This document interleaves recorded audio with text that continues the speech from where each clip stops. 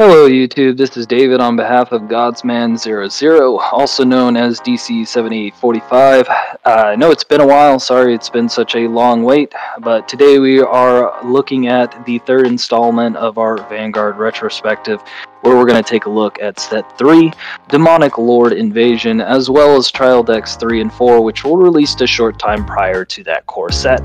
This is another impactful set in the trading card game, and we don't have a impactful set next time, so sit in and really look forward to this. Okay, we're going to talk about the 3 clans that were completed in the set, and we're going to talk about the 3 clans that really became the best decks moving forward for the next year and a half or so. Alright, so first thing we need to talk about really quickly is we need to talk about the format split, because it really happened around this time. So English and Japan did 2 different things, and it really impacted the meta, right? So we're going to be looking at the Japanese release schedule as opposed to the English release schedule. For those of you that are unfamiliar, Japan and English had different release schedules for the first 8 core boosters and 3 extra booster sets. The English schedule changed around the order of the sets so that Breaker of Limits, Set 6, would release directly after Onslaught of Dragon Souls, Set 2. This effectively skips Sets 3 through 5. Then Sets 3 and 7 would have back-to-back releases after Set 6, before continuing with Set 4 and 5 after, and then finally Set 8. I know that maybe I'll have like a little visual up on the screen. Maybe Josh can help me with some of that, wink wink, but he can we can have like this list to kind of like explain a little bit better of what the set releases look like. But essentially I think this was this completely changed the meta game for the English 2012 format, and some would say that was the intention because they didn't want to have the whole DOT MLB meta in the English. I honestly think it was just changed because the Asia Circuit anime was airing in 2012, and they wanted Breaker of Limits and Rampage of the Beast King to kind of coincide with the release of the anime, which makes sense from a business perspective. But we'll come back to those Asia Circuit sets later. We're just going to focus on the Japanese side of things, and we're going to go in order of sets 1, 2, 3, 4, etc. All right, so jumping right in to Booster Set 3, it was released on August 6th of 2011 in Japan, and August 4th of 2012, yes, nearly a year later. With 80 different cards in the set would support the following clans. Of course, can't go a single set in the first 5 without Royals, Kagero, OTT, and Nova Grappler, Oracle Think Tank. Tachikaze, Pale Moon, Dark Irregulars, and Dimensional Police were the other 4 that would come alongside the Q4 clans. So the AL4 clans finally entered the fray. Of course, there was one notable exception, but we'll come back to them next time, as well as Tachikaze. Pale Moon being the first clan since Set 1 to be completed in a single set with no cards previously released. So it definitely had a lot of cards here to kind of make up for the ground it needed to catch up with the other clans. Dark Irregulars and Pale Moon obviously took up a vast majority of the set with 18 cards each. Tachikaze would follow up with 12 new cards. Of course, no shortage of love for Royal Paladins, and our hero Aichi, the clan, would receive 10 new cards.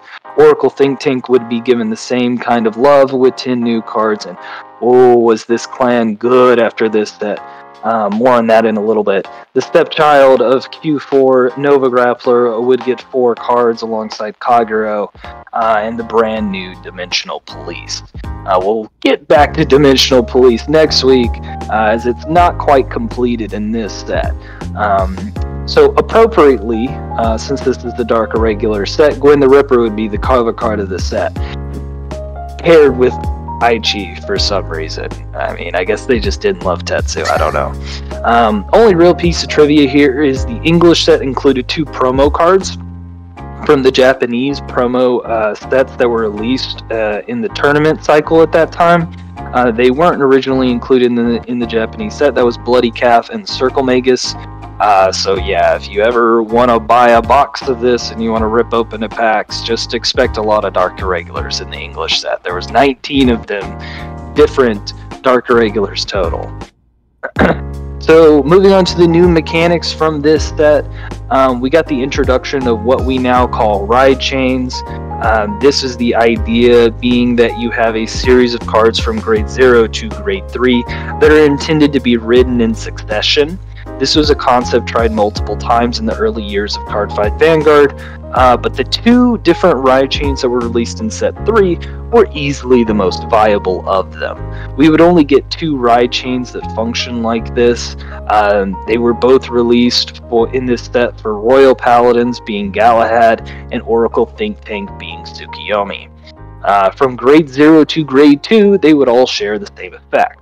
Auto Vanguard Circle at the beginning of your ride phase. You can look at the top 5 cards of your deck, search for up to 1 card, insert this name here. This is the grade that is above what your current Vanguard is. From among them, ride it and put the rest onto the bottom of your deck in any order. If you rode, you cannot ride during that ride phase. So it was just a way of making that ride line consistent. You get to check top 5, look for the corresponding piece, and ride up. Their grade 2 the grade 2 pieces of both ride lines would have a secondary skill that allowed them to soul charge, as both ride lines focused on getting 6 cards in soul. We'll get a little more into that later. That aside, they were actually just very consistent in comparison to the later counterparts as far as ride chains would go, especially those set 4 ones that we would get. These were just generally more consistent and saw a lot more play and viability.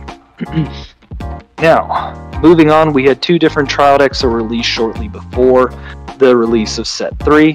That was Trial Deck 3, Golden Mechanical Soldier, and Trial Deck 4, Maiden Princess of Cherry Blossoms. So both would be released on July 16th of 2011. With these, the Q4 clans would all have their own trial decks. Trial Deck 3 will look pretty familiar if you're a fan of the anime. It's the deck that Morikawa won a shop tournament with. Yeah, that episode. Gold Rutile was included as 1 copy per deck in a double rare foiling. Death Metal Droid would be included in 2 copies per deck with a double R with a regular rare foiling. These 2 cards were both Trial Deck exclusives at the time. Trial Deck 4 was your Oracle Think Tank trial deck. Goddess of Flower Divination, Sakia was included a 1 copy per deck with a double R foiling. Meteor Break Wizard was included 2 copies per deck in the rare foiling. These were both exclusive to the trial deck. Clearly they had similar designs with these 2 trial decks. A little bit different than what we saw with the first 2 trial decks in the game. These had very, standardized designs. In terms of good cards, these trial decks weren't great though. Gold Rutile was admittedly a pretty good boss unit. Honestly, you could argue that he might even have been better than Ashura Kaiser, as he was less luck reliant.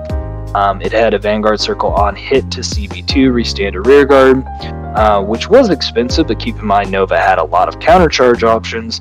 It also had another skill that states when a rearguard's attack hit, you could unflip a damage, or countercharge if you will.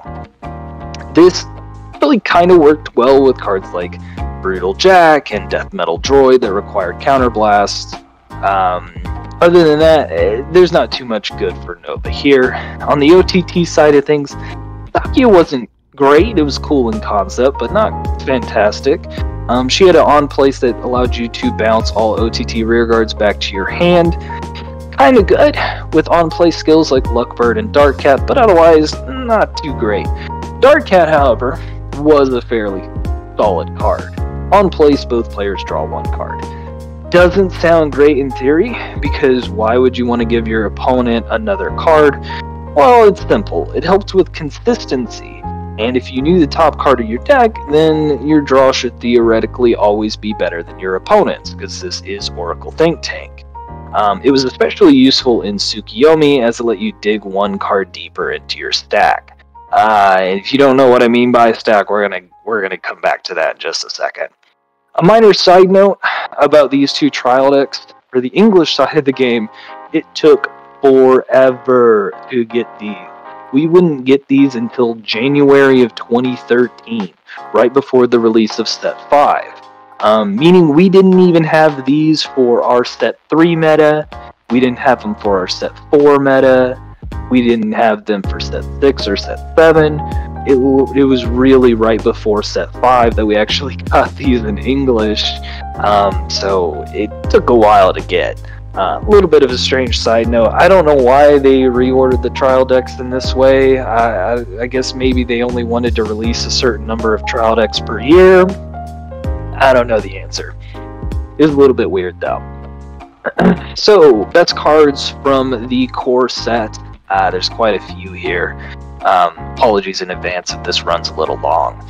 We're going to kick off with the 3 new completed clans. I'm just going to briefly discuss them and talk about where they were and how they stood against the meta at the time. Why don't we talk about the clan that received the most amount of support in this set? Dark Irregulars, 18 cards in Japan, 19 in English.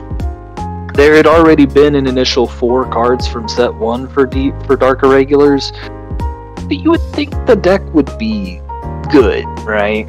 I mean, Tetsu made it look pretty good, right? But truth be told, Dark Irregulars was in a fairly rough spot at first. Demon World Marquis Ammon was easily the boss of the deck. His power scaled on how many cards you had in Soul, 1k each to be exact. It was fairly easy to reach 6 or 7 Soul, but reaching 10 plus was actually going to be fairly tough due to the limited amount of ways to Soul Charge. Yeah, that's going to sound weird. Ammon could help his own Soul problem because he allowed you to move a rear guard into your Soul to force your opponent to retire a rear guard. They chose a relatively underpowered skill, but at least it could give you a Soul for technically a break even. Blue Dust had an on-hit Soul Charge 1. Decadent Succubus could Soul Charge each time you played a DI rear guard, but only when she was on the Vanguard circle, so basically only on your second turn. And lastly, Alluring Succubus was an on-play Soul Charge 1. Yeah, a lot of Soul Charge 1s, not a lot of Soul Charge 2 or 3s that you would eventually get used to seeing in Dark Irregular. So, to say the least, Soul Charge options were limited. You could, however, run one of the 2 Ultimate Blast units. Yeah, you heard that right. There was 2 of them for Dark Irregular. One was cool, it had very amazing art, that's still Vampire.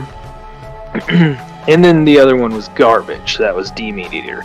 Thank God for the V-Series remake of that card, by the way. Dark Irregulars was also themed around board control, and they received 2 different cards to assist here. Outside of just Ammon having his natural board control skill, you had Gwyn the Ripper, the cover card of the set. He was basically a Berserk Dragon, and Bloody Calf, which was a grade 1 counterpart to this that allowed you to retire a grade 1 or lower. Both requiring 2 counterblasts, and there's basically no way to unflip damage in Dark Irregulars, so you had to be careful about how you used that counterblast. But really, the main issue of the clan was the lack of hand advantage and plussing. This was made further worse by the fact they came with 2 stands, 1 crit, and 1 heal trigger. Yeah, they had no draw triggers when they first came out, because that's how they did things back then, I guess. Draw triggers for Dark Irregulars wouldn't come their way until Set 5, with Hysteric Shirley, debatably one of the best draws that the clan ever got, to be fair, but we wouldn't get that till Set 5. So, to put it nicely, Dark Irregulars would be good, just not yet. Next up, let's discuss our other AL4 clan. We can talk about Pale Moon. Pale Moon was a very popular clan throughout its years, and it didn't have that bad of a start either. Pale Moon was intended to be a very aggressive deck that moved cards in and out of the Soul to create multi-attacks. In the first wave of support, I think it's easier to kind of divide the core deck into 3 different parts that work together to make its win condition possible. You had multi-attackers, soul chargers, and the beast tamers. Your multi-attackers included Nightmare Doll Alice, Mirror Demon, and in my opinion, the best one, Midnight Bunny. They all had on-hit skills that allowed them to move into soul and then call a unit from your soul to rearguard circle. Now, notice they don't have to hit Vanguard to trigger these multi-attacks, which is kind of nice in its own way.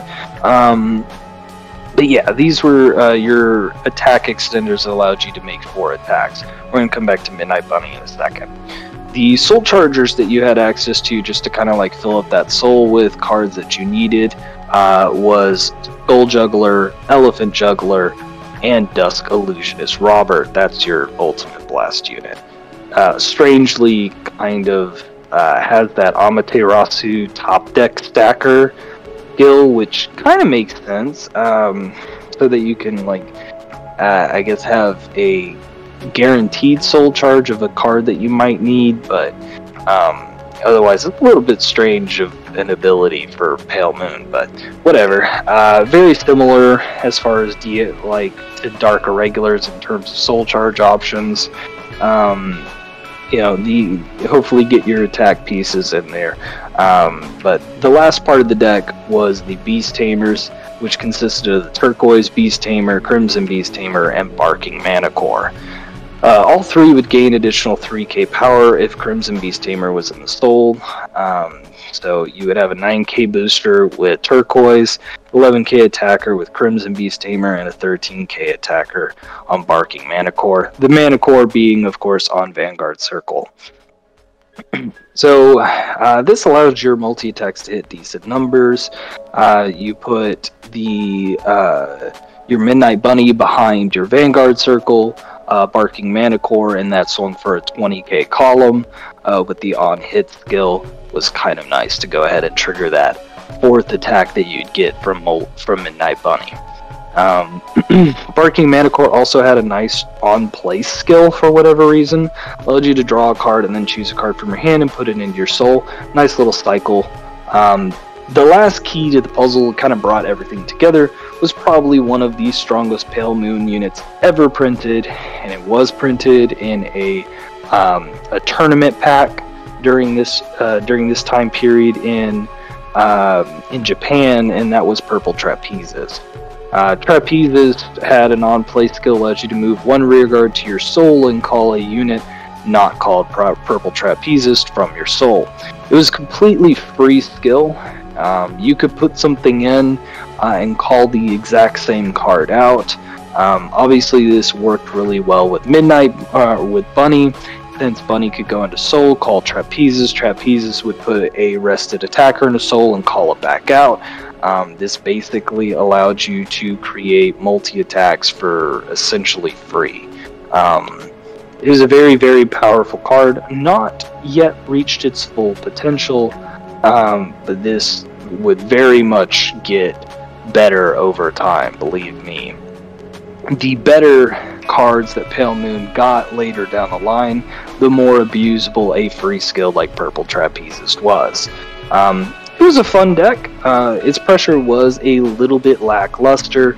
Again, you're going to see a theme here. It had a pretty bad trigger lineup. Not all clans were created equal during this time.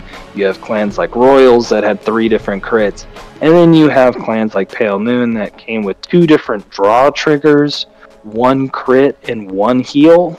Yeah, it doesn't make a lot of sense for an aggressive deck to have 2 different draw triggers, but okay, I guess. But it lacked pressure. It was a fun deck. Definitely in better shape than DI, but I'd say that was probably mostly due to Purple Trapezist. Now it's time to discuss Tachikaze. Admittedly, not that bad of a deck, which is strange because Tachikaze was sometimes the butt end of the joke in early days, but this was its 3rd wave of support. It received 4 cards of support in the first 2 sets. Its key boss unit here was Tyrant Deathrex, who was incredibly simple and boring, but actually kind of good. When it attacked, it gained 5k for free, but if its attack hits, you must retire rearguard. And honestly, retiring your rear guards is not really a cost for Tachikaze. So it's actually more just a free 15k attacker on Vanguard Circle. Anything boosting it's going to help it hit really solid numbers, which is pretty nice, especially at the time. The clan's Forerunner Dragon Egg and its grade 1 counterpart, Winged Dragon Skytero, share the same effect. And that is that if they're retired on Rearguard Circle, you could return them to your hand for a single counterblast. So, effectively, Deathrex retiring a Skytero or a Dragon Egg would simply give you a free bounce, if you will, from rearguard to hand, just in a very, a slightly convoluted way. So, in a way, it helped you increase your hand size. So, it's not really much of a cost. Kind of nice in its own way. And considering that outside of those two cards, the clan didn't use Counterblast, it was pretty easy to manage the resources in that sense. And all your retire skills were basically free. So this allowed otherwise unplayable cards like Chaos Dragon Dino Chaos or Cannon Fire Dragon Cannon Gear to be fun options for this deck as well. Being the superior ride with Dino Chaos was actually kind of fun. It was a little bit of a neat little card that you could do to ride up early. The deck also had Savage cards, which were pretty awful. They gained 1k each time a rearguard is retired. 1k just wasn't enough for their poor 6k and 8k bases, respectively. No idea why it wasn't 3k like a lot of the other effects were at the time. I'm personally a bit of a fan of Blight Tops and Shield Dawn, as they gave you another good retire target that would go and grab you a 10k shield from the deck. As one could tell, the deck's pretty straightforward, pretty simple. The card advantage wasn't bad, admittedly, and the Vanguard pressure also wasn't bad, but it did lack rearguard pressure and really needed a second critical. It had the standard 1 stand, 1 crit, 1 draw, 1 heal lineup, which, this deck really needed a second crit, considering most of its pressure came from the Vanguard Circle. It did, for some reason, get a draw trigger as a promo at the time. I don't know why that happened, but it's strange we didn't get that draw trigger until, I think, Technical Booster 1 for G-Era here, so a little bit of a strange side note, but moving on. We've covered the new clans that were completed in this set, so let's go ahead and discuss those good old Q4 clans that Bushiroad couldn't help but support every set. Starting with our Heroes clan, Royal Paladin. This was another very good set for Royals, and likely why Barkall had to be banned prior to this set's release. Starting with the Ride Chain, we have Galahad. I've already explained what the Ride Chain does for Grade 0 to Grade 2, and all three of those cards would see play in Royals post Barkall, as it just gave you free pluses if you hit off of the top 5, and otherwise it was just another card that was in Soul rather than a Forerunner that pulled itself out, which was good when your win condition was Soul Saver. It wasn't the best starting Vanguard, but there really wasn't an alternative unless you really just wanted to play Stardust Trumpeter for some reason. But no, they did not play the Grade 3 Galahad, who was frankly kind of terrible. Not very good at all. Interesting little note though, if you didn't play the Grade 3 Galahad, the Grade 2 Galahad would not Soul Charge 2 unless he was ridden over by the Grade 3, which is different than the Tsukiyomi one, where when you rode the Grade 2 Tsukiyomi, you got to Soul Charge 2 immediately. It didn't have to be ridden over. I imagine this was balancing in a way because they didn't want you to get the Soul Charge if you didn't play the Grade 3 Galahad. They didn't want, Alfred to get a free Soul Charge 2 before rewriting onto Soul Saver and whatnot. That didn't matter. That didn't stop people from just playing Alfred Soul Saver still. Nobody really played Grade 3 Galahad. It was just better to stick with the pre-established Vanguards of choice. Now, the real star of the show for Royals would be the new Grade 3 Swordsman of the Explosive Flames, Palamedes. It was a 13k attacker on rearguard circle as long as you had two great... Well, I think it was actually on both Vanguard and rearguard circles, but it was basically always on rearguard circle. As long as you had two Grade 3 units on the board, it gained an additional 3k when it attacked. For free, which was completely unheard of at this time. Completely unheard of to have a 13k attacker for free. Toy Poogle would also be released in the set. It was a 9k booster if you had 2 or more Grade 3 units on the board, and these two created a large 22k column. Yeah, that was really big at the time. 22k column on rearguard circles, that was crazy at the time. No other deck was hitting those kinds of numbers. I know that's going to sound really strange in 2023, but yeah. It also, Toy Poogle, funny enough, was a high beast. This gave you another target for Akane, which was already played in the deck anyways, to call Pongal. So it was nice that you now even had a secondary option for Akane to call. This rearguard pressure combined with the existing Vanguard pressure from Alfred, and insanely enough, the clan's third critical trigger was released in this set. It just made Royals one of the best aggro decks at the time. Debatably the best deck of this format, go figure. It's like it never stopped for this clan. But anyways, we're going to move on from there. I hope you didn't taste my salt there. Next up was definitely the most hyped deck from the set, and that was Oracle Think Tank. The new Tsukiyomi strategy was nothing short of incredible. It aimed to stack the bottom of the deck with the ride chain abilities. Remember how it said you'd look at the top 5, you would pick one if it's the corresponding ride target, and you would put the rest to the bottom. The cards that you would put to the bottom, they were essentially trying to stack that bottom of the deck there through the ride chain effects every single turn, so you could memorize the bottom of the deck. If you watch the anime, you know exactly what I'm talking about, but hopefully I explained that well enough. Cards like Oracle Guardian Blue Eye would help you stack more cards onto the bottom.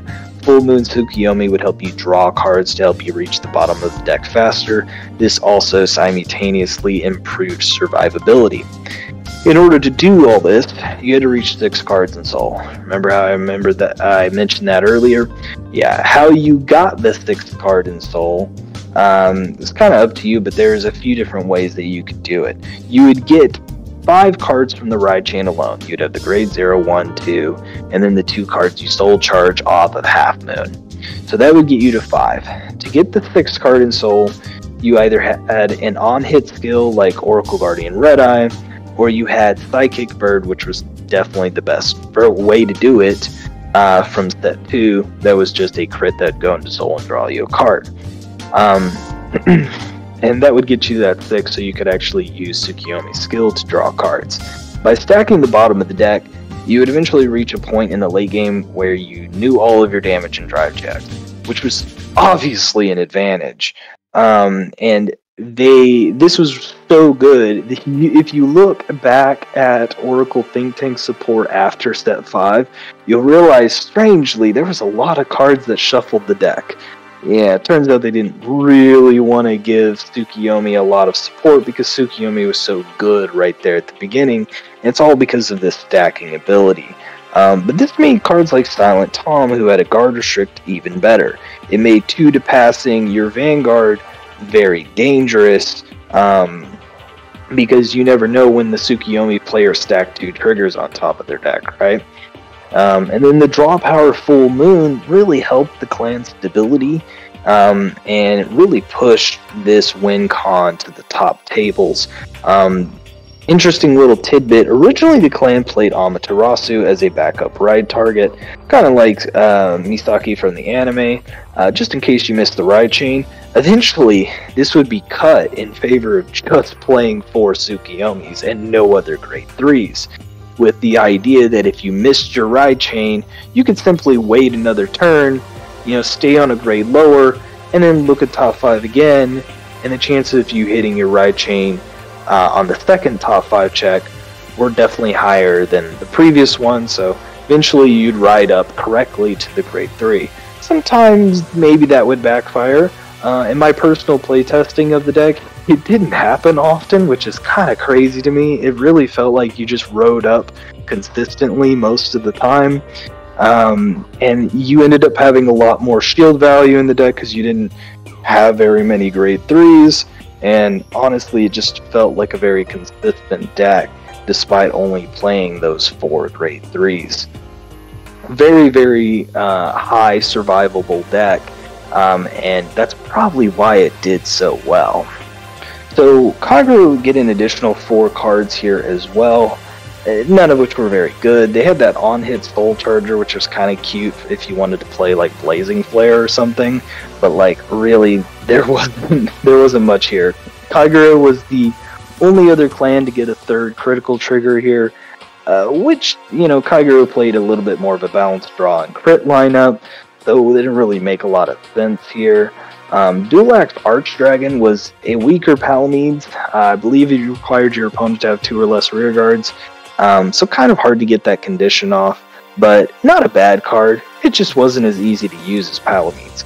Funny enough, Dragonic Lawkeeper decks in English, because no Lawkeeper was actually kind of playable in English due to the set release schedule, this would see play there. Because Lawkeeper would like bind your opponent's whole field, and that actually made Dual-Axe Archdragon playable there.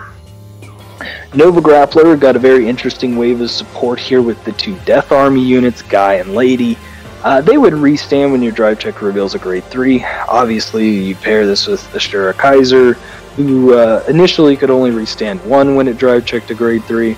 Well, now, as long as you have a bunch of Death Armies on the field, you might be able to restand your whole board. A little bit high roll. It made your multi-attack feeling bigger, which was good. It didn't really fix the problem of Ashura Kaiser being this luck-based grade 3 that required you to drive check grade 3s in order to meet your win condition. Not terribly great, but kind of cool. Moving on, we're going to talk about the best deck from this format. There were 3 really good decks that did well in that winter circuit from 2011.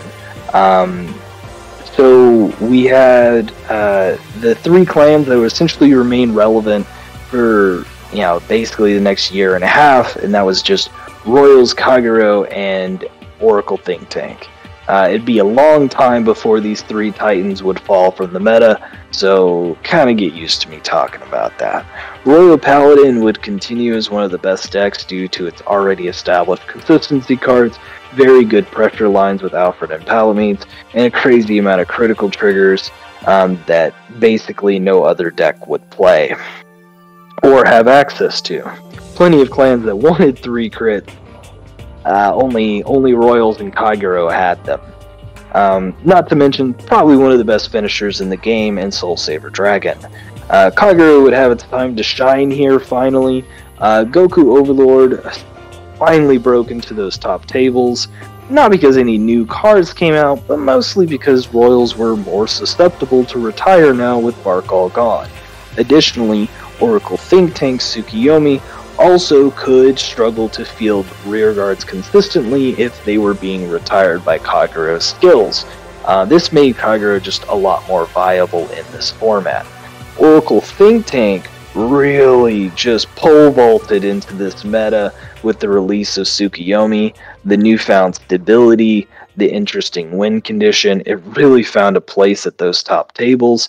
These 3 clans, I mean, they're going to be meta for a while, to say the very least. Set 5 only made them even better, but yeah, this is where it all started with these 3. And just kind of wrapping up here, set 3 was an incredibly impactful set. It brought OTT into the metagame. It introduced those ride chains. The only thing I wish that was happened here that didn't was that they continue to support those Q4 decks. But strangely, Grand Blue and Spikes, who were completed in set 2, were left behind. And you will see this happen a few times where there will be a clan that's supported for multiple sets in a row, while other clans will get left behind in terms of support. I think this was a bad design philosophy at the time.